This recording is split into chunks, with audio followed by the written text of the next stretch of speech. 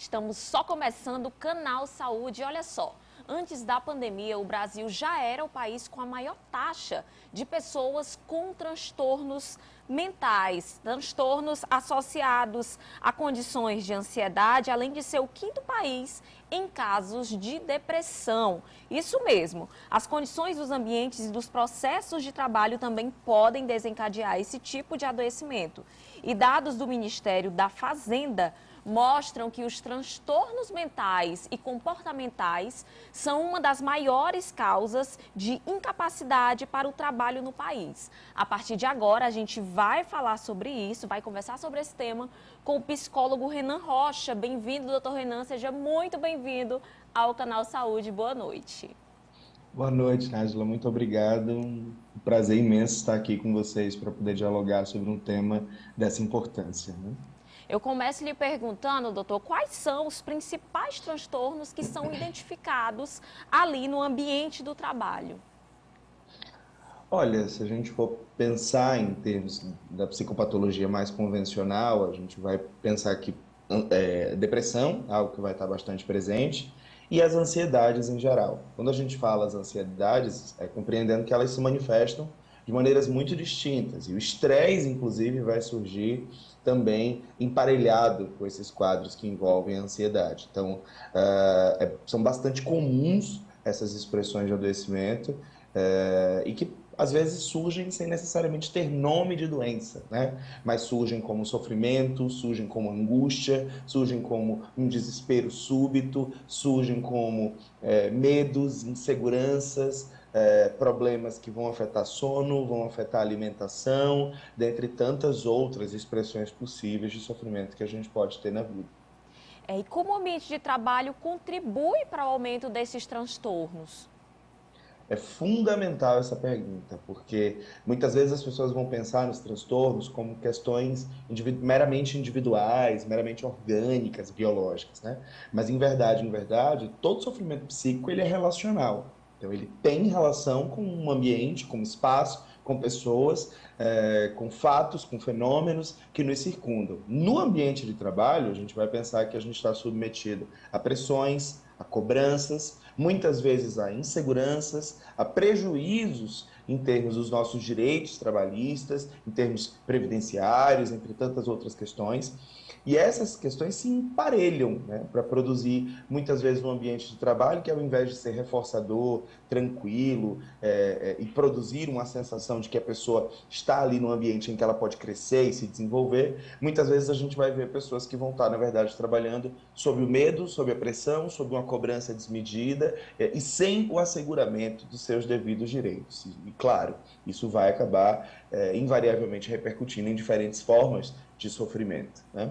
A gente fala aí dos transtornos, doutor, e quais são os sinais que a gente pode identificar que ou você ou o seu colega precisa de ajuda? Então, tem vários sinais, se a gente for pensar em termos da semiologia clássica, da sintomatologia clássica, né? Se a gente pensa os transtornos associados às ansiedades, a gente vai pensar desde sintomas mais físicos, como pressão no peito, sensação de sufoco, taquicardia, tremores involuntários, mas também fenômenos emocionais, mentais, como medo, choro, preocupação excessiva, hiperatividade, uma hipervinculação com o trabalho, não conseguir produzir espaços de desligamento, né? E se você observa o espectro das depressões, você já tem uma presença de sintomas mais negativos, sintomas mais de ausência, como ausência de energia, ausência de sono, ausência de concentração, ausência de fome, além de todas as questões de variação do nosso humor, que vão desde uma hipersensibilidade, hiperirritabilidade, baixa autoestima, tristeza contínua, esgotamento mental e, em alguns casos, até mesmo uma espécie de percepção catastrófica da vida, né?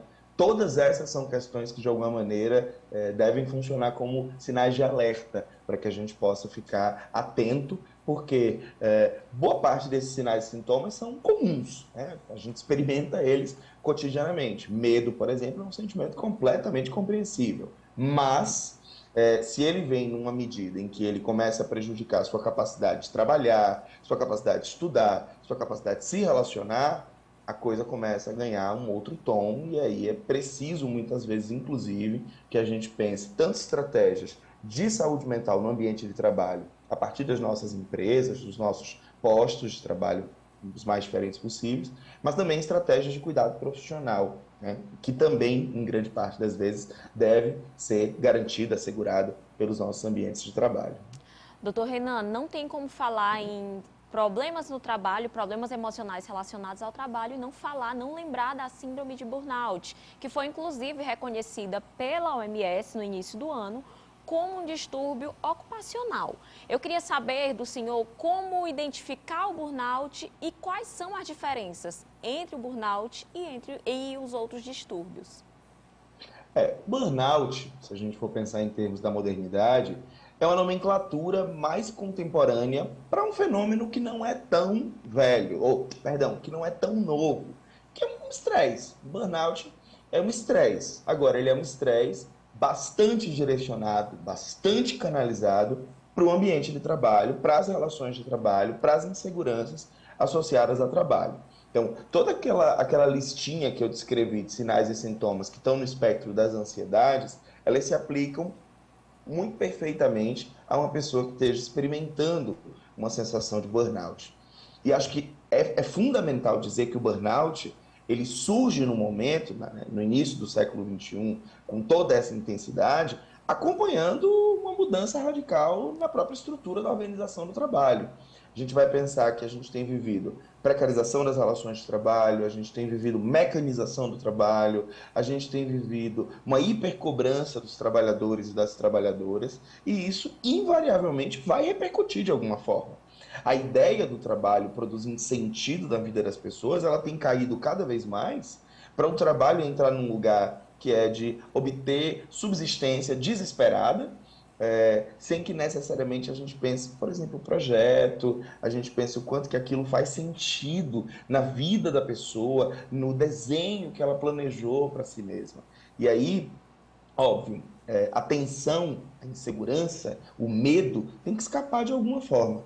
Se no ambiente de trabalho a gente pensa, inclusive, que é um espaço de extrema não exposição, né, das pessoas se resguardarem, inclusive, pela insegurança de expor essa dimensão mais emocional no trabalho, a gente vai pensar que esse estresse, inclusive, ganha ainda mais espaço para se alargar. E aí vira o problema que a gente tem enfrentado nos nossos dias de hoje. Né? E aí, como reconhecer? Estou com sintomas de burnout, devo procurar um profissional? Qual é o momento de procurar uma ajuda, uma ouvida, uma escuta profissional, um auxílio Essa, profissional? essa é talvez a pergunta mais fundamental que você fez, porque é, quando a gente pensa sofrimento psíquico, as pessoas têm um hábito de achar que, diferentemente de outras questões que afetam a nossa saúde, a gente pode pensar que dá para segurar um pouquinho, que é só uma tristeza simples e comum, que vai passar, ou que isso não é problema, ou que todo mundo sofre. E o que acaba acontecendo é que muitas vezes as pessoas vão empurrando isso, vão sofrendo, vão percebendo esse sofrimento se alargar, vão percebendo esse sofrimento tomar diferentes dimensões na vida e vão enfrentando, para além do sofrimento, o preconceito, a dificuldade que a sociedade tem de olhar para essas questões como questões importantes, como questões sérias, das quais qualquer pessoa pode padecer, e acaba dificultando o acesso a um profissional. O parâmetro que a gente usa a partir das trabalhadoras e trabalhadores da saúde, basicamente é a lógica de que se você percebe que isso começou a prejudicar a sua vida na esfera social, na esfera trabalhista, na esfera relacional, na esfera conjugal, na esfera educacional, começou a prejudicar a sua capacidade de exercer atribuições que você conseguia antes e agora não consegue mais, isso já é um sinal de alerta. Isso já é algo para que a gente possa prestar atenção e intervir. E aí, é muito importante também frisar, a gente não pode ter medo de procurar um profissional. A sociedade, muitas vezes, propaga uma ideia de que procurar um psicólogo, procurar um profissional da psiquiatria, são profissionais de doido, né? E que procurar profissionais desse tipo é um sinal de fraqueza, muito pelo contrário. O maior sinal de força que uma pessoa que está sofrendo pode dar é oportunizar para si mesma cuidado. É oportunizar para si mesma, olhar para esse sofrimento, encará-lo de frente e pensar rotas, estratégias para estabelecer saúde e cuidado para si mesmo, né? E para ter uma relação mais equilibrada com o trabalho, quais são as orientações do senhor, que é um profissional da área da saúde mental? Tem duas formas de ponderar sobre isso. Uma primeira é as formas mais convencionais que a gente vai encontrar, que são aquelas em que as pessoas podem estabelecer estratégias para si. Então, é tentar fazer, claro, do ambiente de trabalho, do espaço de trabalho, dos momentos em que a gente está trabalhando, momentos mais tranquilos, tentar trabalhar com metas possíveis, tentar saber que o trabalho ele tem um início e ele tem um fim. Então, quando eu não estou no ambiente de trabalho, poder cultivar outras coisas que produzam igualmente saúde. E, claro, dentro do ambiente de trabalho, tentar cultivar relações em um ambiente institucional respeitoso, Pode pacífico, manter o celular. harmonioso e dialógico, né? Agora, tem uma outra forma de responder essa pergunta não depende só das trabalhadoras e trabalhadores, depende dos trabalhos, dos ambientes de trabalho, das empresas e dos empregadores, que é estabelecer programas de cuidado da saúde mental, valorizar direitos dos trabalhadores, não ameaçar direitos assegurados já há muitos anos, como, por exemplo, a consolidação das leis do trabalho no Brasil. Então, de alguma forma, incentivar as empresas e os diferentes postos de trabalho a uma ideia de que trabalhadores com direitos valorizados, trabalhadores com direitos respeitados, são trabalhadores mais saudáveis, inclusive trabalhadores que trabalharão melhor. Com certeza, doutor Renan, muito obrigada pela sua disponibilidade, por compartilhar conhecimento e por trazer orientações para a gente. Muito obrigada, boa noite. Eu quem agradeço, uma boa noite, bom programa para vocês. Olha